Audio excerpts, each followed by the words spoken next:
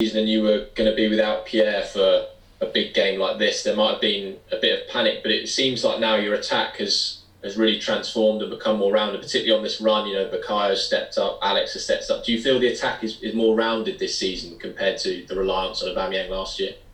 Well, that's something that we have to improve and address dramatically. You want to have any chance of competing with the top teams in this league.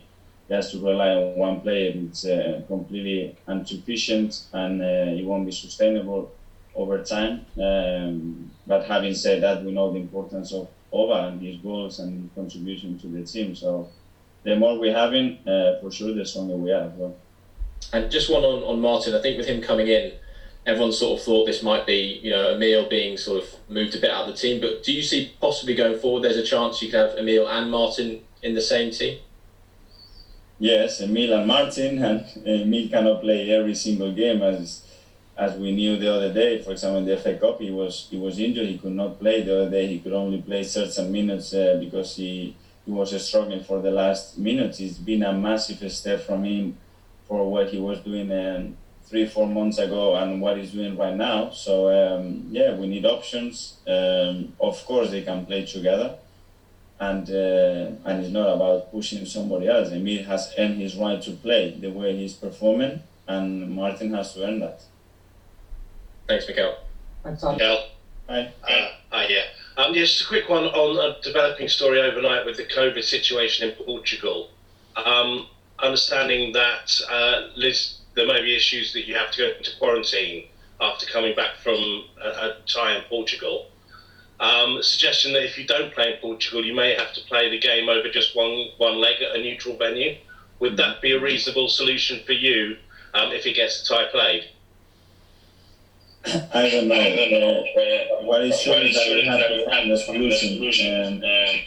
Whether it is finding a different way with the quarantine rules or playing in a different ground, I don't know what the best one it is. There are things that are decided that are not in my hand at the moment. We want to play the games. We want to compete in Europe, and we have to find a solution to do that.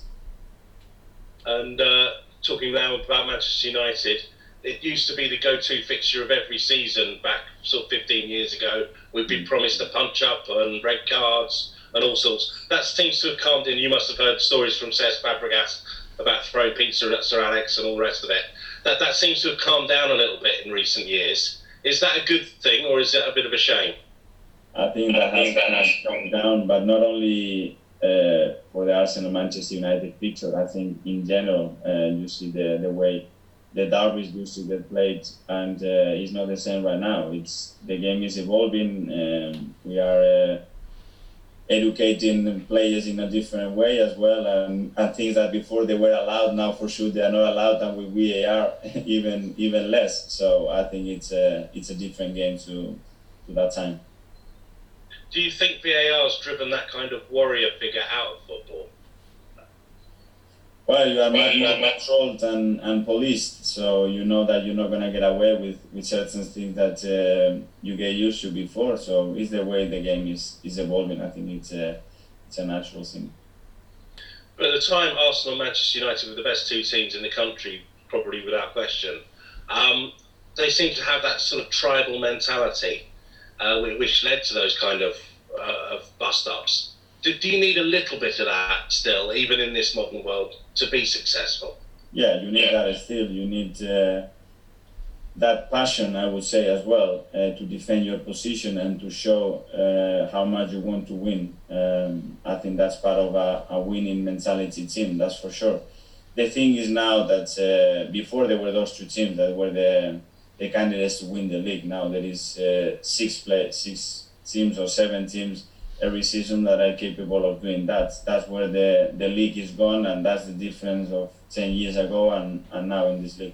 Is it up to a team now to show that they're that much, they want it that much more than the rest of their teams? Is it about desire when the teams are so evenly matched this season?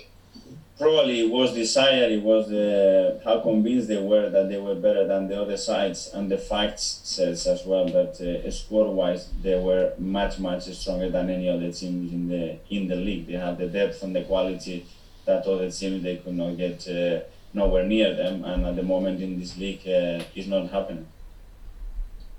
I think you said to us last week that having 31 players in your squad was unmanageable. I think we got that number down a bit now, even if like Martin and Matt have come in.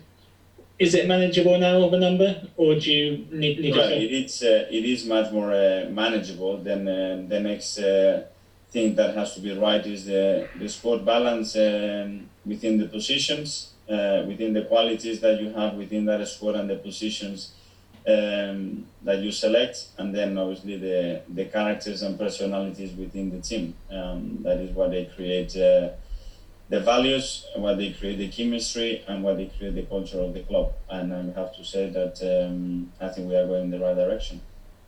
And does it help the balance as well that maybe you've got fewer unhappy players around now? Because we've spoken a lot before about how players aren't happy when they're not playing and that kind of thing. Yeah, no, more than unhappy is the players that they cannot get considered to play because some of them they weren't even named in the squad, or they are all the time left out of the squads every time you are traveling, and it makes it really difficult for them because you have to find the motivation somewhere, and that motivation comes when you see yourselves with a chance to contribute and play in the games. When that goes away for 1, 2 or 3 months, that is very difficult to maintain.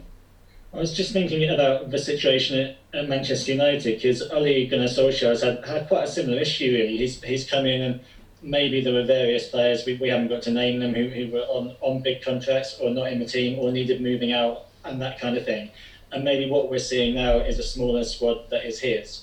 Can you see that similarity between what you inherited? Well, I think every manager, when he comes in, depending where that team was and the succession plan that you are taking over from, it makes a huge impact. So then you will have more resources, less resources, more time, less time to do what you want. But at the end, what you want to see is something that you have trust and belief that you have the tools to do your work and give yourselves the best possible chance to achieve the goals that you have set with the club. Just a quick question on squad rotation. People criticised you on Saturday for rotating the squad and going out of the cup, but then we saw the benefit of that on Tuesday, obviously, when players came back and you won very well. Do you think people outside maybe need to understand a bit better that this is a crazy season, there's matches all the time, we've never seen something like this before, and that you are going to have to change things more than you would normally like? No, I think these criticisms are based because you lose the football match. And then obviously you go and find the reasons why you do it, or you want to find the reasons why. Because we played at Anfield in the Carabao Cup and we made so many changes, and we beat Liverpool, and then we went to Leicester and made a lot of changes and beat. We played in the Europa League and win 6 games with a completely different team, and everything was great. And those players then needed the chance to play in the Premier League. So I know I'm not going to please everybody. Only if you win. When you don't win, these things are going to come. But I make it really clear again. I don't know what I would have done